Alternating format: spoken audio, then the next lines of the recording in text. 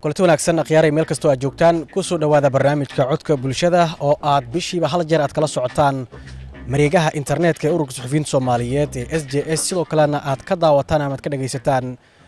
idaacadaha bahwadaagga la ah ururka suxufiyiinta Soomaaliyeed ee SJS barnaamijka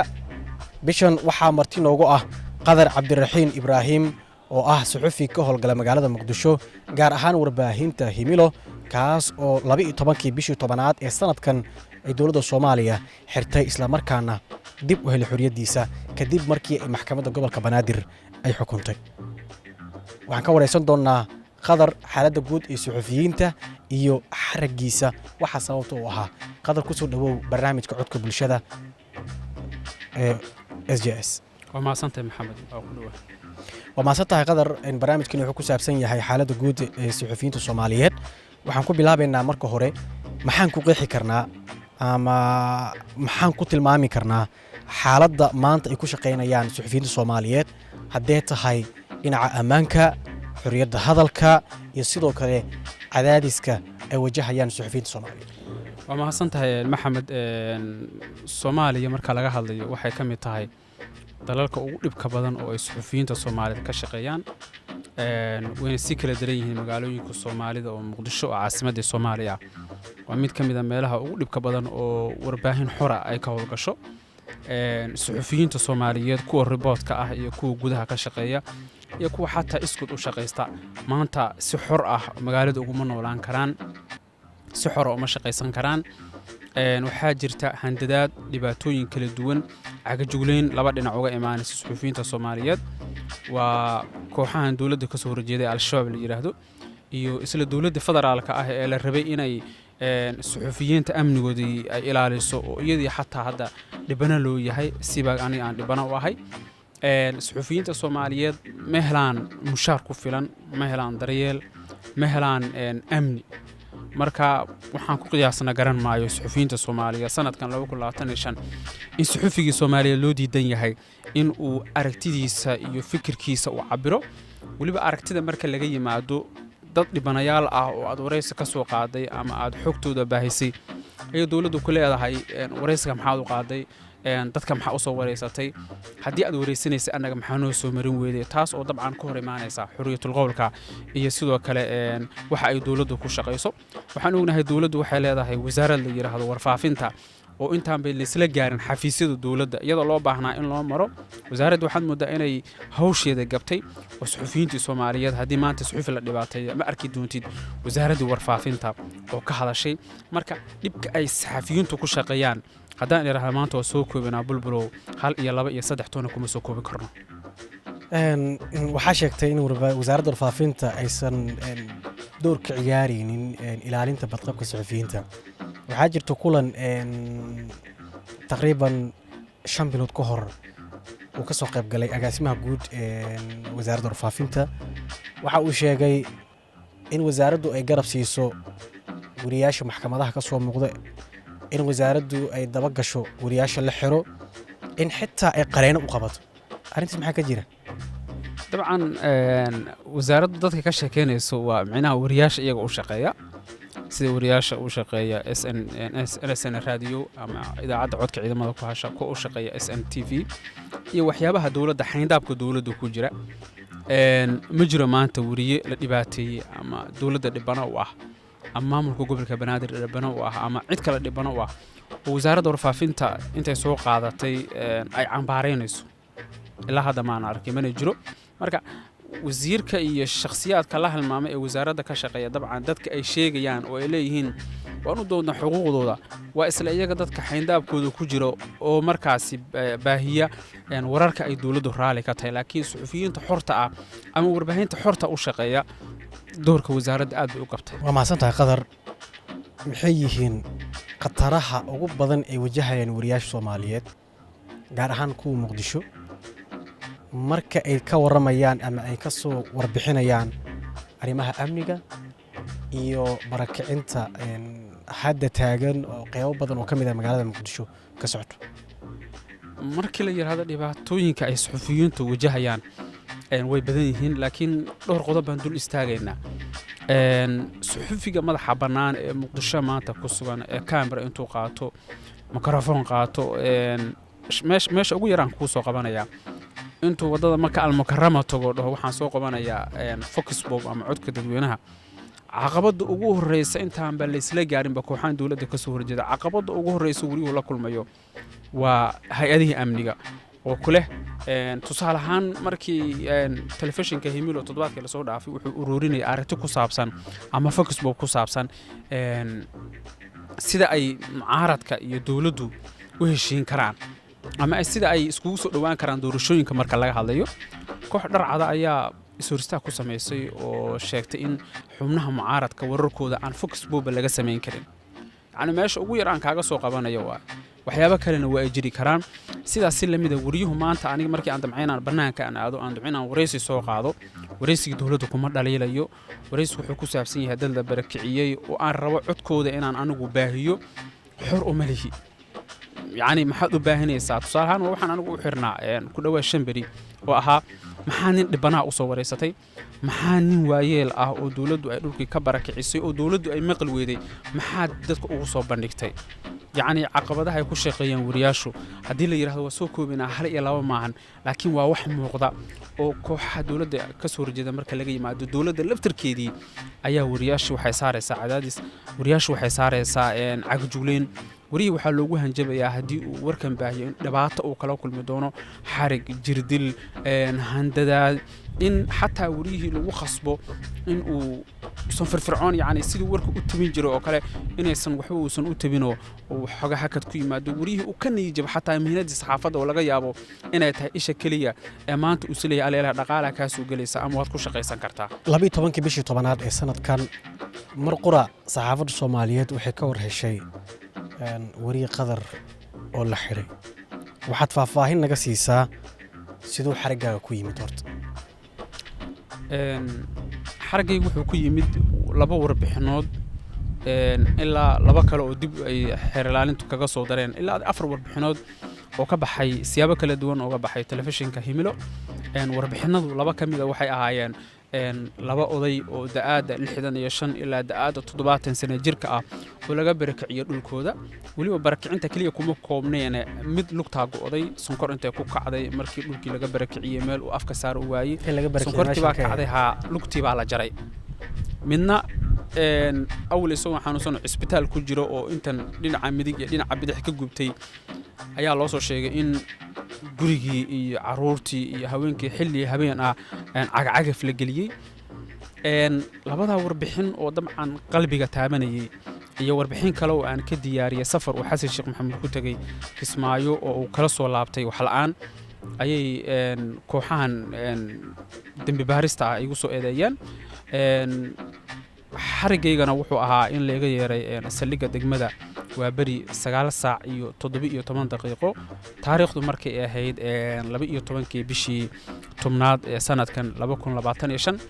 dabcan haddii dee xabsiga lagaaga yeero ama saldhigga lagaaga yeero si sharciyana waa inaad ku tagtid markii aan tagayna waxaa la ii sheegay inaan xarig ahay markaa kadib 2 maalmood kadib ayaa la ii sheegay waxa la igu haysto oo taas oo ka hor imaanaysay axdiga qaramada midoobay iyo midka dee sharciga dastuurka ah oo Soomaalidu ay ku dhaqmaan waliba qofku inuu 24 saac ka badan xirnaankii maxkamad la'aan marka taas ayaa waxay keentay 2 bir kadib inaan ogaado in macallin Mahdi iyo taliska booliisku ay dhibsadeen labada warbixin shacabka Soomaaliyeed ee dhibanayaasha aan ka soo tabiyay iyo hal warbixin aan ka soo tabiyay Kismaayo safarkii Xasan Sheekh uu ku tagay oo lagu yiri sababtaad warbixinta dadka ugu sheegi kartid maxay tahay marka waxa aan ku sababay ma garan karin sheekada ama warbixinta barakicinta ah intee ka dhacday bal warbixin kooban naga sii waa suuqa sheekada ka sameysay suuqa Sinai dadkii laga barakiciyay dad aad fara badan bay ahaayeen waliba dadkaasi baaris aan sameeyay waxay u badnaayeen dad baramigeeda waxaa ku jiray haween waxaa ku jiray caruur waxaa ku jiray dad waayeel ah intii dhalinyaro ahayd iyagu dad isbixin kara waaye laakiin dhibaatada ugu badan ee oo dadka Siinaay qalbiyadooda taabanaysay dadkaasay ahayd labada warbixinna waxaan ku diyaariyay dabcan lama tegi karin eriyadii Siinaay oo ciidamada dabcan jiingadii waxa lagu wareejiyay laakiin waxa ugu weyn oo aan sameynay waxay ahayd in dadkaasi guryo kale oo ay tageen inayna soo wacdaan aan ugu daba tagay oo warbixinta aan ka soo diyaarinay siiba aan warbixin qurux badan ka soo diyaariyay taasoo keentay in shakhsiyan macluumaad uu dhibsado uu yiraahdo maxaa u soo tabaysay warbixintaas iyadoo sababtan uusan ay raacin marka way jireen dhacdooyinka kala duwan oo noocaas oo kala oo badan oo waliba war ku taala ah oo iyana suuqa Siinaay ku hareereysnaa labada warbixin aad sheegtay inay dawladdu dhibsatay ujeedada aad u samaysay labadaas warbixin tabintooda maxay ahayd adiga ujeedada ugu weyn aan u sameynay telefishinkuna uu sameeyay ilaa hadda aan xooga u saarno ka himil ahaan waa in dadka masaakiinta ah oo dawladda ay maqal weeday hay'adihii amnigu iska indhatirayaan ganacsato afku xooglayaal ah oo jawabkooda buuxo dadka masaakiinta ay dhacayaan ujeedada ugu weyn aan warbixinada u sameynay waxay ahayd in dawladdu ay dadkan dhageysato oo ay la hadlaan qaar ka mid ah dadka marka aad la sheekaysata kaamarada inta aan bilaabin waxay ku leeyihiin saldhigga degmada warta nabadaan tagnay waxaana loo sheegay in saldhiggu uu waxba ka qaban karin waxaan tagnay xafiiska macallimada ee lambar 4 ku yaala waxba waa ka qaban waayay madaxweynihii meel aan kala xiriirna male ra'iisul wasaaraha meel aan kala xiriirna male taas ayaa marka waxay keentay in bulshadii iyo dawladdii madaxda Soomaaliyeed maadaama internetka lagu wada jiro balse u arkaan dadka dhibanayaasha ah inaan saa u tabino oo aan dawladda gaarsiinay anagoo dadka shacabka ah codka dawladda gaarsiinayna warbixintaada ma ku jirtay waraysiga aad la yeelatay odaygii waayeelka ahaa ee suuqa Siinaay ee ciidamada nabad sugidda iyo kuwa booliiska ahaa ay ku jirtileen kaas oo ay la kulmay taliyaha booliiska gobolka Banaadir taliyaha booliiska Soomaaliyeed kadib markii uu soo baxay goobtii in aad ku wareysatay oo aad xaaladihii wixii soo kordhimay jirta waxaa jiray nin la yiraahdo Axmed Siicow oo dabcan ka mid ahaa raggii ugu horeeyay oo telefishinka Himilo uu baahiyay maalin ka hor intaana suuqa Siinaay lagu jirdilin odaygu wuxuu noogu yimid xarunta telefishinka wareys baan ka qaadnay isla maalinka xigtayna muuqaalo qarsoodi ah laga soo duubay booliiskii oo sidii caagadii oo kale odayga saa u wareejinaya markii dhacdadaas ay dhacday iyadoo laga joogo week ay Axmed Siicow haddana nala soo xiriiray wuxuu sheegay inuu la kulmay taliyaha booliiska Asadiyaano wuxuu sheegay inuu la kulmay macallimada wuxuu sheegay inuu la kulmay Aadan Madoobe saddexdooduna ballanqaad afka ay u sameeyeen warbixintii baan tabinay marka odaygu uu saas lahaa oo waraysiga ah taasaa marka waxay keentay in macallimada uu aad uga caroodo waana mid ka mid ah warbixinada saameynta lahaa oo aan isdhihi karo gundhig bay u ahayd xarigayga Axmed Siicow ilaa hadda uu nala soo xiriiraa isagoo weli dhibano u ah dawladda haddana saas oo tahay dhowr jeer aan damcayna haddana wareys ka qaadno haddana waxaa jirtay in tolkiisa iyo qaraabadiisa ay yiraahdeen hawsh waa lagu jiraa yaan waxba la baahinin marka dadka ugu badnaa oo wareysyada ka qaadana waxaa ka mid ah Axmed Siicow nin la dhaho Cabdullaahi oo isna ka mid ah odayaashii madaxweynaha uu ahaa odayaashii laga barakiciyay suuqa Siinaay iyo laba gabdhood oo kale oo iyana ka mid ahaa dadka ka soo muuqanayay muuqaalkii la baahiyay kuwaas oo dhammaantood dabcan dhibanayaal u ahaa dawladda oo suuqa Siinaay laga barakiciyay ka hor xiritaankaagii ma jiray waaran ama ogeysiis oo ay booliisku ku siiyeen ma jiraa sidoo kale waraysi sharci ah oo lagula yeeshay mise waxaa laga qaaday waxaa lagu xiray si lama filaan muqdisho qofkii yaqaanaba bulbuloo yaqaana wariyaasha Soomaaliyeed intaan ka ogahay ma jiro waaran maxkamadeed oo oranaysa wariye hebel hala soo qabto booliisku maxkamadii iyagaaba ka sareeya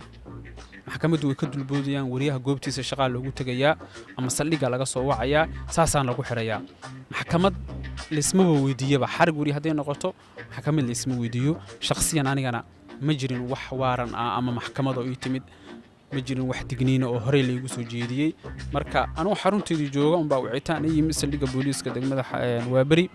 daysaasan ku tagay laba bari kadibna aniga ku sheegay markaas kadib baan ogaadayba waxa lagu haysto oo dambi baaristu ay yimaadeen markii lagu yar kadib waa ajiibtay waan ajiibay waan tagay kadib baa la waa xiran tahay iyadoo aan waaran maxkamadeed iyo wax kale toonaysan jirin yaa ku lug lahaa xariga dabcan iska cadeed nin la yiraahdo macallimada oo ah taliyaha booliiska gobolka Banaadir ninkaasaa ku lug lahaa, ninkaasaa ka dambeeyey, ninkaasaan ilaa hadda dhibana u ahay shakhsiyan oo wuxuu igu soo xiray iyo wuxuu igu soo oogay oo aan ka ahayn maxaa u shaqaysanaysaa. marka bilow ilaa tusad waa macalimahaadii. weji ka weji mar ma u kulanteen macalimahaadi?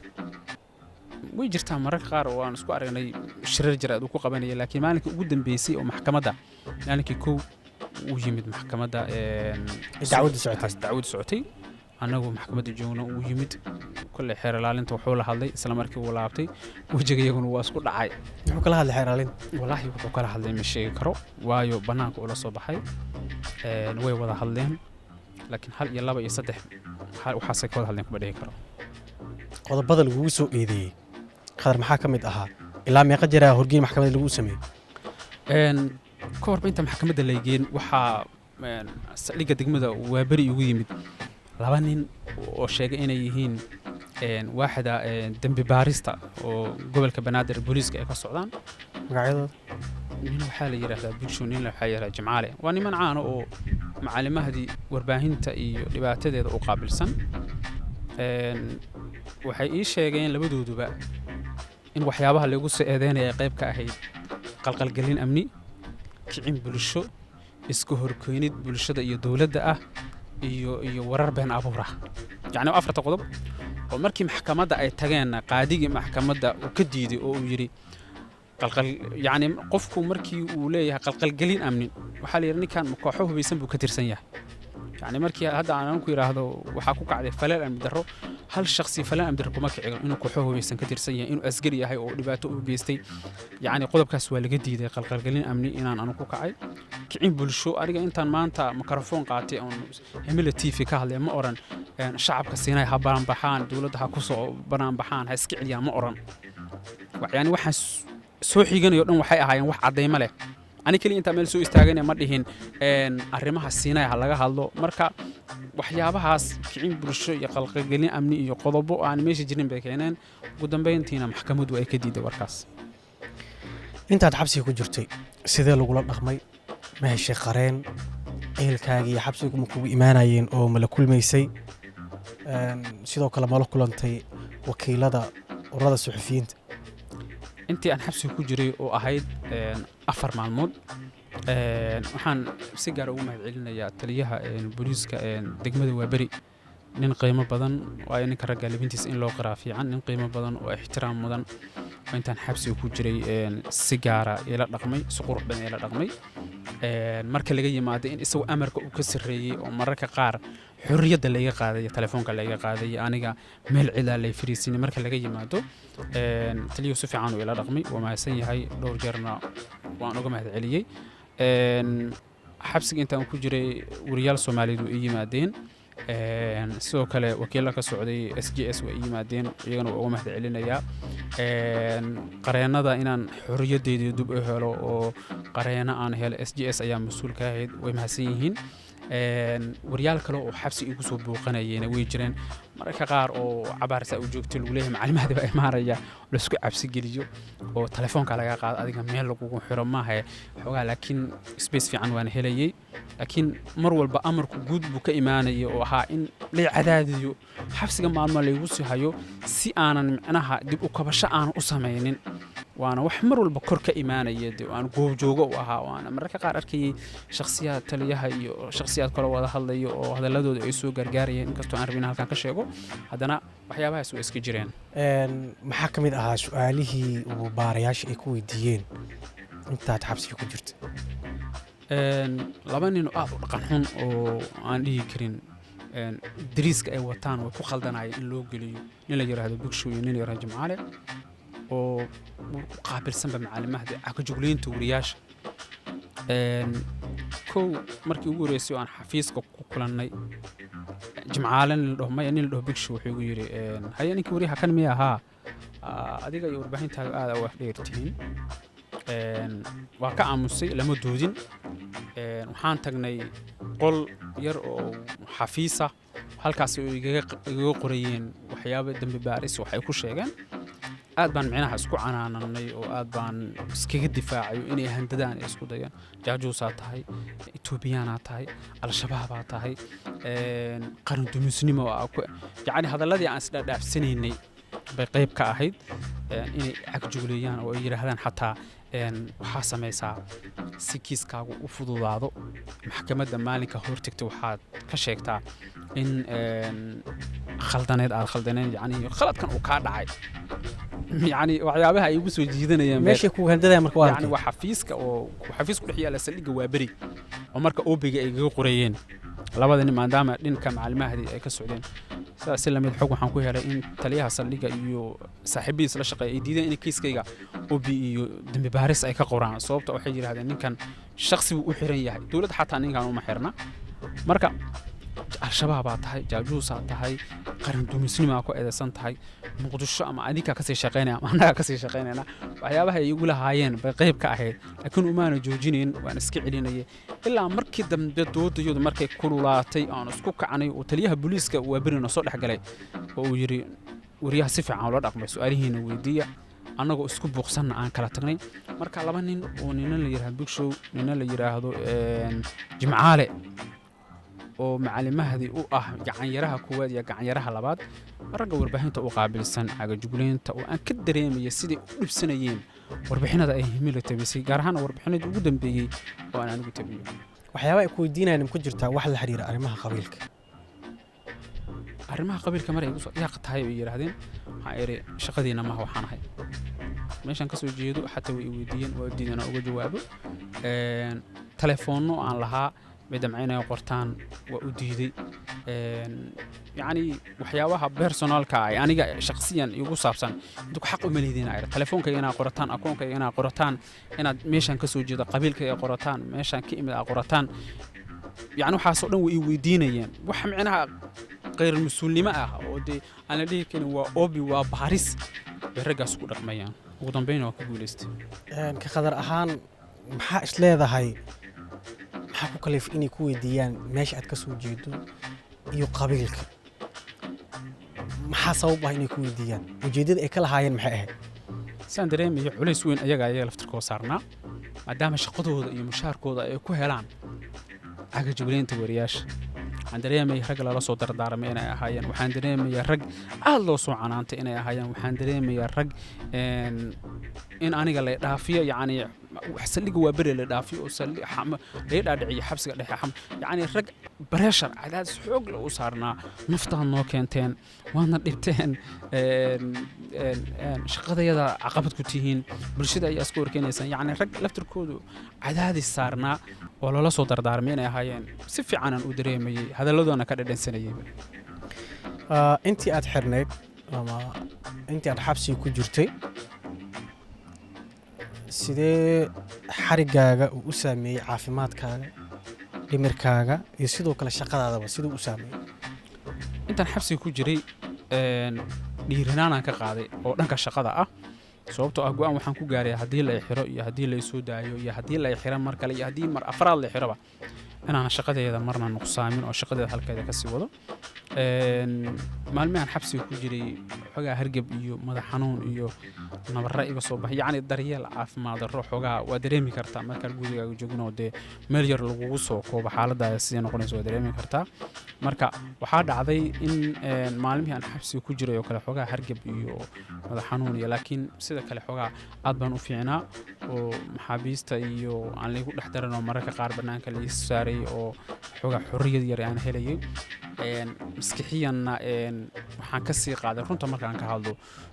dhiiranaan iyo inaan shaqadeeda halkeeda ka sii wado aan shacabka iyo masaakiinta ah la dulmiyey aan halkooda ka sii wado sidii u dhacay habraaca xukunkaaga ama xukunka ma jirtay maxkamad furan caddaymo la keenay maxkamadda oo ay xeer ilaalintu keentay oo kiiskaaga ku saabsan mise xukun degdeg ah ayaa lagu riday siduus u dhacay kow waxay ugu soo eedeynayeenba waxay ahayd wax sharci darro ah markaas sidaas ku leeyahay maxaad u soo wareysatay axmed siicow maxaad u soo wareysatay cabdulaahi maxaad u soo wareysatay sacdiyo maxaad u soo wareysatay sahro bilow ila dhammaad intaasun bay keeneen ninkii garsuuraha ahaa ee maxkamadda qaadaya maalinkii koowaad iyo maalinkii labaad wallaahi wuu la yaabay yacni wax cadeyma ah kicin bulsho kuma jirin iska horkeenid bulsho kuma jirin qalqalgelin amni kuma jirin yacni aad baan ugu faraxsanaa inaan maxkamadda aan isla tagno sababtoo ah haddaan xabsi ku sii jiri lahaa cadaalad maanan heleen laakiin maalinkii aan maxkamadda tegay ayaan ogaaday inay cadaaladdu ii soo dhowdahay qareennadii xataa laga qabtay intaysanba qareennadii laysla gaaray inay hadlaan oo ay sharaxaad bixiyaan oo ay doodaan qaadigii maxkamadda qaadayay ayaa dib ugu celiyay maalinkii koowaad caddaymahay la yimaadeen maalinkii labaad isla mawduucii bay soo celiyeen taas oo keentay in dacwadeeda halka ay ku burburto sababtoo ah waxay keeni waayeen 1 2 3 4 qodob oo lagu soo eedeyn kara khadar oo ku saabsan inuu sharciga saxaafadda jibiyay inuu dawladda iyo shacabka iska hor keenay yacni wax cadeymo ah oo aan ka ahayn muuqaaladan maxaa u tabiseen xeeraalintu waxay adeegsanaysay xeerka ciqaabtiga ay ku adeegsanaysay maalinkii koowaad way adeegsanaysaa waxay damcaynayaan inay adeegsadaan maalinkii koowaad xeerka ciqaabta oo iyagu ay ku dhaqmaan laakiin maalinkii labaad xeer ilaalinta iyo waxaa is arkay qareennada aniga ii doodayey taasoo keentay in la yidhi ninkan muxuu yahay shakhsiyan shakhsi maxkamadda la keenay muxuu yahay wariye Soomaan ha xeerka saxaafadda waxa lagu qaadan xeerka saxaafadda ee 2016 la ansixiyay ee waliba baarlamaanka iyo golaha wasiirada ay meel mariyeen xeerka ha lagu qaadan ninkan xeerkii markii ay soo diyaariyeen nimankan macallimada ka socdana 1 iyo 2 waxay ugu soo eedeeyaan oo sharci ah bay keeni waayeen taasoo keentay inay meesha ku fashilmaan maxkamadda laftirkeeda waliba oo laga weydiiyay ninka la yiraahdo Jimcaale waxaad haysaa wax aan ka ahayn warbixinadan 1 2 3 4 warbixin waxaan ka ahayn miya haysaa waxaa jira warbixinada gudahooda wax dhaliila ah oo macnaha oo ninkan gaf ah uu sameeyay waa maya taasoo keentay in markii dambe ay halka ku fashilmaan oo saan maxkamad u dhacdo xarigaaga suxufiyiinta Soomaaliyeed maxay ka baran karaan suxufiyiinta Soomaaliyeed xarigayga waxay ka baran karaan inaysan dawlad iyaga la jirta aysan jirin yacni dawlad iyaga u garaabaysa dawlad iyaga garab taagan inaysan jirin suxufiyiinta Soomaaliyeed waxay xarigayga ka baran karaan oo maalmihii koowaad iyo labaad iyo saddexaad maxkamadda laba maalmood la geeyeen aan uga mahad celinaya suxufiyiintu inay garab istaag buuxa ay muujiyeen oo ay ka xumaayeen waxay ka baran karaan inaysan meeshan cadaalad ka jirin xaqda markaan ka hadalno oo wixii lagu suxro ee maxaa u shaqaysatay maxaa waxa isu tabisay waxay ka baran karaan in dawlad sax ah aysan halkan ka jirin waxay ka baran karaan in sharcigii iyo amnigii uu hal gacantiisa qofku ku jira macnaheed oo macalmahdi ah inuu isagu qofku iska soo xiranayo inuu isagu maxkamadda geenayo inuu isagu haddana cagajugleyntii wado inuu haddana dhibsanayo warbixinada kale la tabinayo yacni cashir fiican ay ka barteen runtii marka lagu xiray oo xukunka uu dhacay oo aad fasaxanta lagu yiri ma weydiisatay garsooraha 4 maalmood ama 5 maalmood oo aad xirneed magdhowdeeda magdhow markii laga yimaado waxaan damcay inaan laftirkiisa xataa dembi ku soo ogo macallimahdi sababtoo ah wuxuu igu soo xiray maalmahan xirnaa xuquuqdeydii iyo maxkamadda in la horgeeyo sharaftaydi wax loo dhimo isoo ristaaq lagu sameeyo shaqadeydii yacni waxaan ogay xataa haddaan maanta maxkamadda wax weydiisto ama macallimahda aan dacweeyo inay tahay jugjug meeshaada joog marka rajo kama qabin xataa ivanba haddaan dacweeyo ama maxkamadda ama garsoorka ama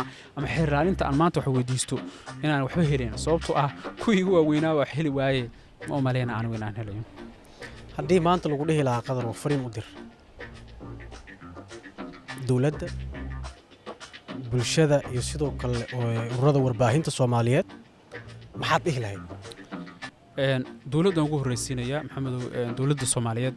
waa dawladdeennii inuu jecelnahay waa ma inkirsanin dawladnimadeeda in madaxweyne dalku leeyahay ra'iisul wasaare leeyahay guddoon baarlamaan leeyahay system dawladnimo inay ka jirto dalka ma dhaliishanin laakiin dawladdeena waxaan ka rabnaa suxufiyiinta Soomaaliyeed duruufaha ay ku shaqeeyaan waad ogtihiin suxufiyiinta Soomaaliyeed waxay dhibano u yihiin kooxahan dawladda ka soo horjeeda waxay dhibano u yihiin dad dhibsanaya warbixinada ay tibinayaan haddana dan in lambarka saddexaad ee dawladdoodii ay waxaas oo dhan ka soo hormarto oo maanta suxufiyiinta Soomaaliyeed waxa kuwaad oo ay dhibanaha u yihiin ay tahay dawladdooda oo wax aad iyo aad looga xumaado dawladda Soomaaliyeed madaxweynuhu ugu horeeyo ra'iisul wasaaraha iyo guddoonka ay ku jiraan waxaan leenahay bal dib u eegis ku sameeya kuwa idinka aad awoodda siiseen sida ay dadka masaakiinta ugu dhibaan annagii oo wariyaal ah oo laga yaabo maanta markii macallimada aniga u dhibaateeyay oo igaga cabsanay inaan maanta intaan warbaahin soo hor istaago aan halkaa runta ka sheego bal ka waran kii miskiinka ahaa oo aan hadli karin gurigiisa la burburiyey cagacagaf loogu daray la handadayo oo la leeyahay waa lagu dilayaa marka dowladda Soomaaliyeed waxaan ka codsanaynaa in suxufiyiinta Soomaaliyeed si xor ah inay u shaqeystaan la siiyo suxufiyiinta Soomaaliyeed daryeel iyo dabiib kama haystaan please siiyo xor inay ku shaqeystaan bulshada Soomaaliyeed waxaan leenahay bulshadu idinka idii adeegnaa suxufiyiinta meel walba jooga idinka idii adeegaan waa inay garab istaag u muujisaan waa in markii tusaale ahaan wariye la xiro waa inaad barnaamij sameysaan oo ku dalbanaysaan sidii ay wariyaashu u dalbadaan cadaalad in wariyaha la soo daayo idinkuna garabkiina soo istaagtaan oo tirahdaan dawladdu in wariyaha ay soo deysaa dawladdu waa inay saxaafadda xor siisaa dawladda iyo bulshadana saasaan leeyahay suxufiyiinta Soomaaliyeedna waxaan leeyahay isku duubnidiinu waa waajib kiina koowaad ilaa kiina ugu dambeeya haddii isku duubnayn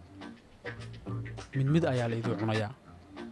sababtoo bulshada marka isku duuban tahay in la soo dhexgalay waa adag tahay laakiin wariyaashu hadday kala tafaraaruqsan yihiin mid ayaa loo cunayaa mid ayaa loo dilayaa mid ayaa saxaafadda looga saarayaa idan wariyaashu waxaan leeyahay inay isku duubnaataan waliba agaasimayaasha waxaan sii leeyahay agaasimayaal wariyaashu idinka idin shaqeeyaan waxaad agaasimo ku tihiin oo TV ugu qalantaan waa wariyaha waa aniga iyo gabar kale iyo wiil kale oo maanta wararkii soo tabinaya TV-ga bilciisa bilaya agaasimayaashuna waa inay si gaar ah uga warqabaan reporterada kuwa gudaha ka shaqeeya kuwa banaanka aada kuwa warbixinada dhibanayaasha ah soo duuba kuwa ay dawladdu handado kuwa ay dawladdu xirto waa inay iyaguna si gaar ah iskaga xilsaaraan intaasaan leeyahay waa hagaag guud ahaan halkaas ku soo gabagabeynaynaa barnaamijkii codka bulshada ee bishan waxaana marti ugu ahaa Qadar Cabdiraxiin oo ay 12kii bisha 10aad ee dawladda Soomaaliya ku xirtay magaalada Muqdisho waxaan ka wareysanaynay xaaladda guud ee ku shaqeeyaan suxufiyiinta Soomaaliyeed iyo kiiska xaragiisa intaan barnaamijkan mid la mid aan ku kulmi doono waxaan idinka tagnaa sidaas iyo nabadgelyo